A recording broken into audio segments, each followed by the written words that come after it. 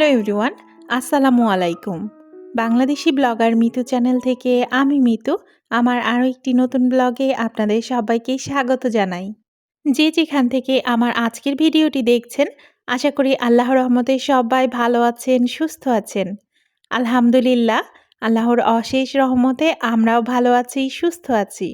প্রতিদিনের মতো আজকেও কিন্তু আপনাদের সামনে নতুন দিনের নতুন আরও একটা ব্লগ নিয়ে হাজির হয়েছি।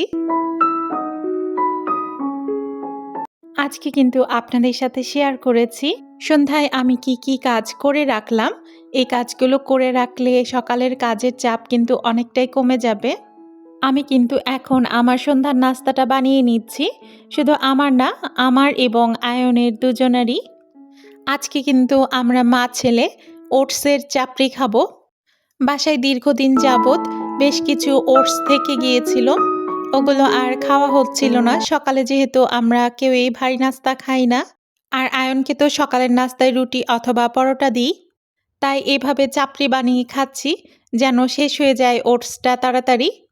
আর আজকে কিন্তু ফাইনালি ওটসটা শেষ করতে পেরেছি। একটা সময় ছিল আমি কিন্তু সকালের নাস্তায় ওটস খেতাম। এর মধ্যে কিন্তু আমাদের নাস্তা খাওয়া শেষ হয়ে গেছে, তবে নাস্তার ভিডিওটা আর শেয়ার করিনি, কারণ অফ ক্যামেরায় আমরা নাস্তা করে নিয়েছি। আর এখন কিন্তু আমি চলে এসেছি আয়নের রুমে। বাসায় গ্রোসারির বেশ কিছু জিনিস শেষ হয়ে গেছে, ওগুলোই কিন্তু কেনার জন্য আমি লিস্ট করছি। যেদিন বাজার থাকে তার আগের দিন রাতে এভাবে লিস্ট করে রাখলে কিন্তু একটা সুবিধা হয়। কোনো কিছু মনে না থাকলে, ছাড়া পড়লে আবার এসে লিখে রাখলে তখন আর জিনিস ছাড়া পড়ে না। নয়তো দেখা যাচ্ছে বাজারের আগে সাথে সাথে লিস্ট করে দিলে অনেক কিছুই ছাড়া পড়ার সম্ভাবনা থাকে, কারণ তাড়াহুড়োর মধ্যে তো আর সব কিছু খেয়াল থাকে না। এখন কত বুদ্ধি করে কাজ করি, একটা সময় ছিল আমি কিছুই জানতাম না, সব সময় উল্টাপাল্টা কাজ করতাম। আমার নিজের কাছে এখন অবাক লাগে, কিছু না জানা মেয়েটা আজকে কত কিছু শিখে গেছি। গুছিয়ে সংসার করাটা কিন্তু আমি শিখে গেছি। কেউ কিন্তু জন্ম থেকেই কাজকর্ম শিখে আসে না, তবে এই কাজগুলো না পারার কারণে শ্বশুরবাড়ি এসে কিন্তু অনেকেরই অনেক কথা শুনতে হয়। শ্বশুরবাড়ির কেউই কিন্তু বুঝতে চায় না যে তারাও এই সময়টা পার করেছে। তারাও একসময় কোনো কিছুই জানতো না, ধীরে ধীরেই শিখেছে। পার্থক্য শুধু এইটুকুই, কেউ একটু তাড়াতাড়ি শিখে যায়, কেউ একটু সময় নিয়ে শেখে। আর আজকে আপনারা যে ভিডিওটা দেখছেন, এটা গতকাল যে ভিডিওটা দেখেছেন ওই দিনেরই সন্ধ্যার ভিডিও। আমার বাসার সব কিছুর কাভার ধুয়ে দিয়েছিলাম, ওটাই এখন আয়রন করে নিলাম। কাপড় চোপড় আয়রন করার থাকলে আমি আগের দিন রাতেই করে রাখি, যেন পরের দিন সকালে উঠে কোনো ঝামেলা না হয়। আর কাপড় আয়রন করতে তো অনেকটা সময় লেগে যায়, দিনে এত ব্যস্ততার মধ্যে ওই কাজটা করা সম্ভব না। তাই রাতের ফ্রি টাইমেই কিন্তু আমি আয়রন করার কাজটা সেরে রাখি। আর এই তো আয়নের এক্সাম শেষ হয়ে গেছে, ওই বইগুলো কিন্তু আর প্রয়োজন নেই। আর টেবিলের কাপড়টাও একটু ময়লা হয়েছে, তাই আমি কাপড়টা উঠিয়ে নিব, আগামীকাল এই কাপড়টা ধুয়ে দিব। আর দেখতেই পাচ্ছেন কাপড়ের নিচে কত ধুলা জমে গেছে, মনে হচ্ছে যেন রাস্তায় সব ধুলা এখানে এসে পড়েছে। এই কাজটাও কিন্তু আমি রাতে করে রাখছি, কারণ সকালে এত ব্যস্ততার মাঝে এই কাজটা করতে গেলে অনেকটাই ঝামেলায় পড়তে হয়। আমি সুস্থ থাকলে কখনোই আমার বসে থাকতে ইচ্ছে করে না, মনে হয় কাজগুলো সেরে নিই। তাই একটু একটু করে সব কাজ সেরে রাখার চেষ্টা করি। টেবিলের কাপড়টা আগামীকাল ধুয়ে রাখবো, আর যখনই সময় পাবো টেবিলের কাপড়টা বিছিয়ে নিব।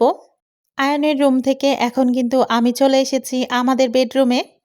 আমার বেডরুমের যে কাভারগুলো উঠিয়ে ধুয়ে দিয়েছিলাম, ওই কাভারগুলো কিন্তু এখন আমি নির্দিষ্ট জায়গায় বিছিয়ে নিচ্ছি।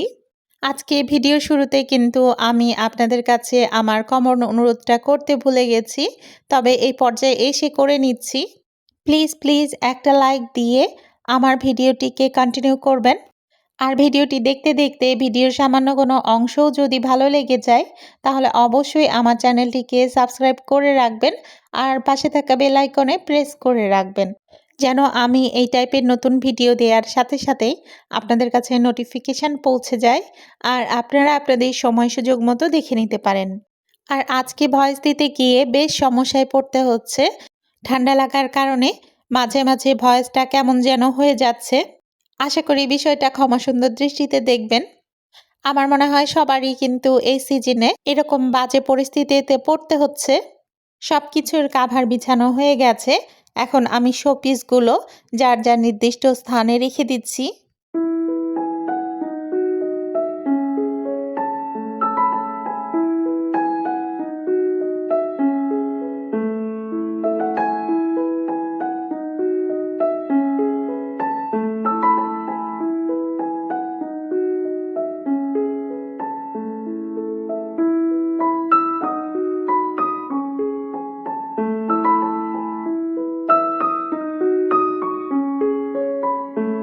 আমার ড্রয়িং রুম থেকে যে কাভারটা উঠিয়ে নিয়েছিলাম, ওই কাভারটাও কিন্তু বিছিয়ে দিলাম।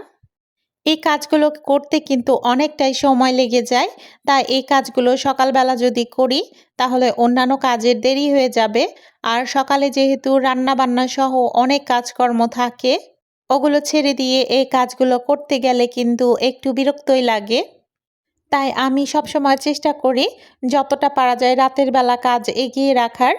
এর মধ্যে কিন্তু আয়নের বাবা বাসায় চলে এসেছে, আর আয়নের বাবার জন্য চা বানিয়ে নিচ্ছি। এটা তার প্রতিদিনের রুটিন। সন্ধ্যায় বাসায় এসে তারপর সে ১ কাপ চা খাবেই। আর আজকে সন্ধ্যায় কিন্তু আয়নের বাবার সাথে আমিও ১ কাপ চা খাবো। আমি রেগুলার চা খাই না, তবে এখন যেহেতু ঠান্ডা পড়তে শুরু করেছে, এখন প্রতিদিনই কিন্তু চা খাওয়া হবে। শীতের সময়টা আমার চা খেতে বেশ ভালোই লাগে।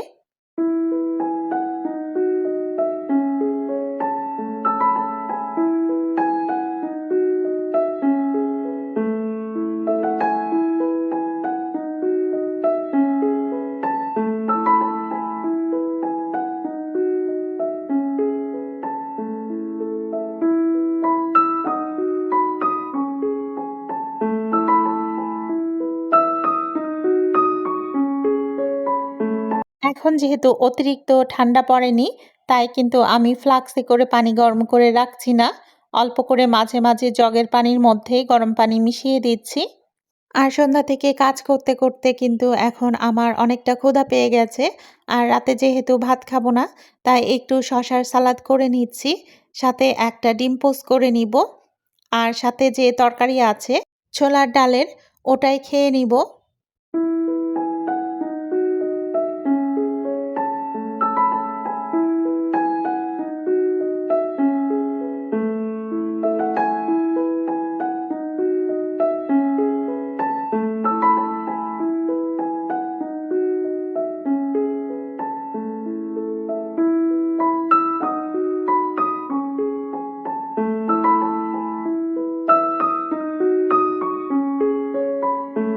আমাদের খাওয়া-দাওয়ার ভিডিওটা কিন্তু আপনাদের সাথে শেয়ার করা হয় না। কারণ ওইভাবে আয়নের বাবা কেউ কিন্তু সবসময় ক্যামেরার সামনে আসতে চায় না। যখন ওরা বলে যে, "আজকে ভিডিও করো", তখনই কিন্তু আমি ভিডিও করি। আমি কিন্তু কাউকে কখনো জোর করে ক্যামেরার সামনে আনি না। আর এই তো এখন সন্ধ্যার যে বাসনগুলো জমেছিল, ওই বাসনগুলো ধুয়ে নিচ্ছি। একবারে বেশি বাসন জমলে মাজতেও যেমন ইচ্ছে করে না। আর সিঙ্কে বাসন জমা রাখা দেখতেও কিন্তু খারাপ লাগে। তাই যখন যে বাসনগুলো ময়লা হয়, ওগুলো কিন্তু আমি সাথে সাথেই ধুয়ে ফেলার চেষ্টা করি। আমার সংসারের সব কাজগুলো করে আমি কিন্তু গুছিয়ে পরিপাটি রাখার চেষ্টা করি আমার সংসারটা। আর বিশেষ করে কিচেনটা কিন্তু আমি সবসময় গুছিয়ে পরিষ্কার পরিচ্ছন্ন রাখি। অগোছালো করে রাখা আমার একদমই পছন্দ হয় না। আমরা গৃহিণীরা দিনের বেশ অনেকটা সময় কিন্তু কিচেনেই কাটাই।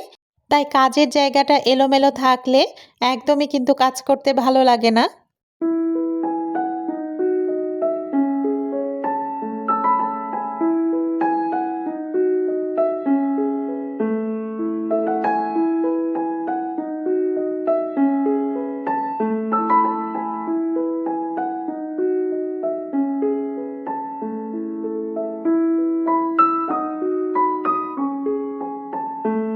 আপনাদের সাথে কথা বলতে, বলতে ভিডিওর একদম শেষ পর্যায়ে চলে এসেছি। আর আজকে এখানেই বিদায় নিয়ে নিচ্ছি। আল্লাহ হাফেজ। আসসালামু আলাইকুম।